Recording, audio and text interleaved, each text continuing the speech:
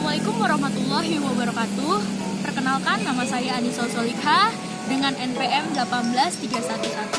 183112340250419. Saya berasal dari Universitas Nasional. Video ini saya buat untuk memenuhi ujian setengah semester pada mata kuliah kewirausahaan, yaitu mengenai BMC atau Business Model Canvas yang saya buat. Berikut ini saya paparkan mengenai PowerPoint yang telah saya buat. Oke semuanya, ini dia hasil PowerPoint yang telah saya buat. Bisnis model kanvas yang saya buat yaitu mie ayam sehat pelangi. Gambaran produknya, mie ayam sehat pelangi adalah konsep usaha mie ayam yang diolah dengan bahan-bahan sayuran dan bercita rasa tinggi. Dengan rasa yang khas, gurih, lezat, dan terkesan elegan dan menarik karena berwarna-warni. Mie ayam ini menawarkan berbagai menu pilihan yang sehat dan menggugah selera bagi para penikmatnya. Di dalam bisnis model kanvas terdiri dari 9 elemen. Yang pertama yaitu customer segment, yang kedua value proposition, yang ketiga channel, yang keempat customer relationship, kelima revenue stream, keenam key resources, ketujuh key activities, 8 key partners, 9 cost structure. Nah, ini dia bisnis model kanvas mie ayam sehat pelangi yang saya buat. Saya akan menjelaskan satu persatu di slide berikutnya. Elemen yang pertama yaitu ada customer segment, yaitu menentukan segmen pelanggan mana yang akan menjadi target bisnis kita. Target pertama pelanggan yang disasar itu adalah generasi milenial dan semua kalangan, yaitu seperti anak sekolah, mahasiswa, mahasiswi, pegawai kantoran, ibu rumah tangga, bahkan sampai lansia pun aman untuk mengkonsumsi mie ayam sehat pelangi ini.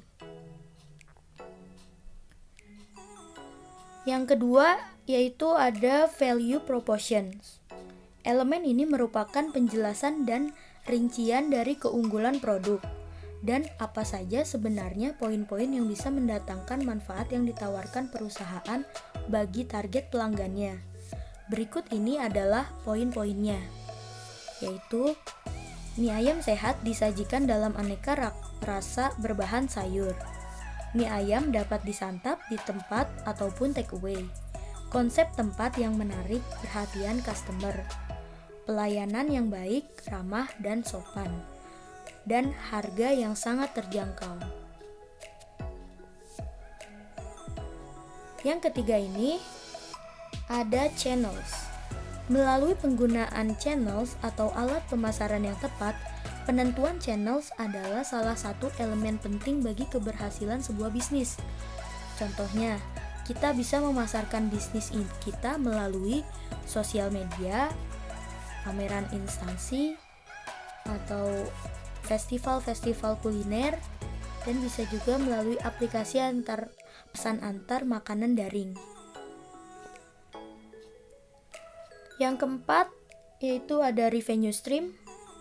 Elemen ini yaitu di mana perusahaan atau usaha memperoleh pendapatan dari pelanggan. Elemen ini harus dikelola semaksimal mungkin untuk meningkatkan pendapatan bisnis. Jangan sampai ada bahan baku, produk, atau kinerja yang tidak dimanfaatkan secara maksimal untuk mendatangkan keuntungan yang besar, yaitu dengan penjualan berbagai macam mie ayam. Kemudian penjualan menu pendamping. Jadi di tempat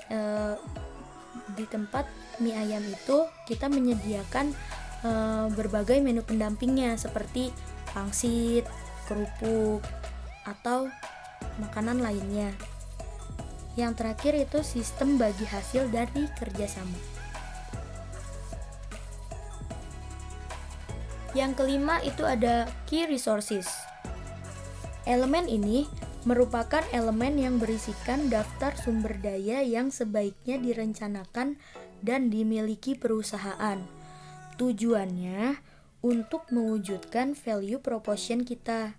Semua jenis sumber daya, mulai dari pengelolaan bahan baku, penataan sumber daya manusia, dan penataan proses operasional, harus kita perhatikan saat membuat model bisnis.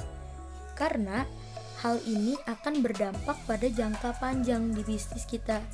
Nah, berikut ini hal yang harus diperhatikan, yaitu pegawai, bangunan toko, sistem pembayaran online atau langsung, terus bahan baku, dan juga teknologi atau mesinnya.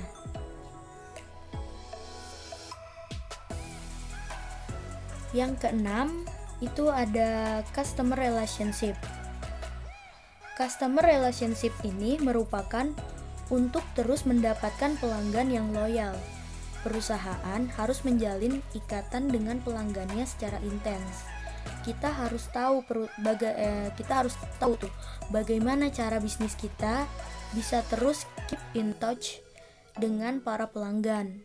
Misalnya seperti memberi promo menarik untuk pembelian melalui aplikasi ataupun langsung. Kemudian mendengarkan suara konsumen dan memanfaatkan teknologi seperti Instagram, TikTok, Twitter, dan lain-lain.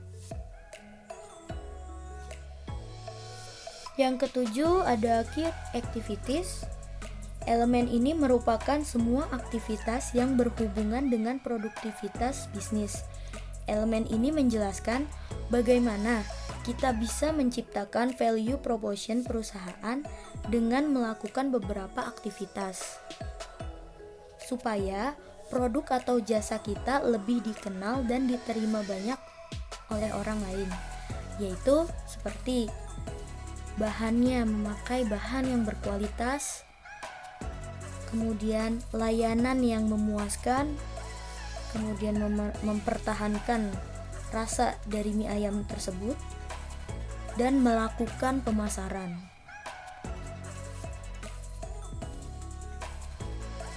Yang kedelapan yaitu key partnership atau key partners. Elemen ini berfungsi untuk pengorganisasian aliran suatu barang atau layanan lainnya. Kita bisa bekerja sama dengan beberapa perusahaan atau usaha lainnya untuk meningkatkan performa usaha kita supaya lebih cepat meningkat. Itu seperti bekerja sama dengan pemasok mie berkualitas, bahan-bahan mie yang berkualitas.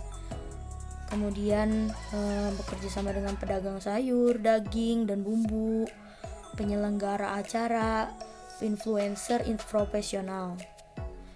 Dan yang terakhir yaitu ada cost structure. Elemen terakhir ini juga nggak kalah pentingnya ya dengan kedelapan elemen lainnya.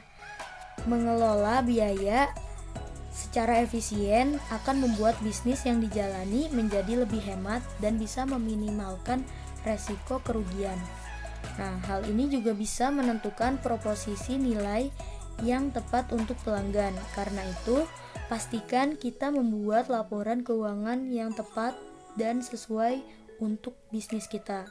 Dalam elemen ini, biaya yang dikeluarkan adalah seperti biaya produksi, biaya maintenance, biaya promosi-promosi, dan biaya pegawai.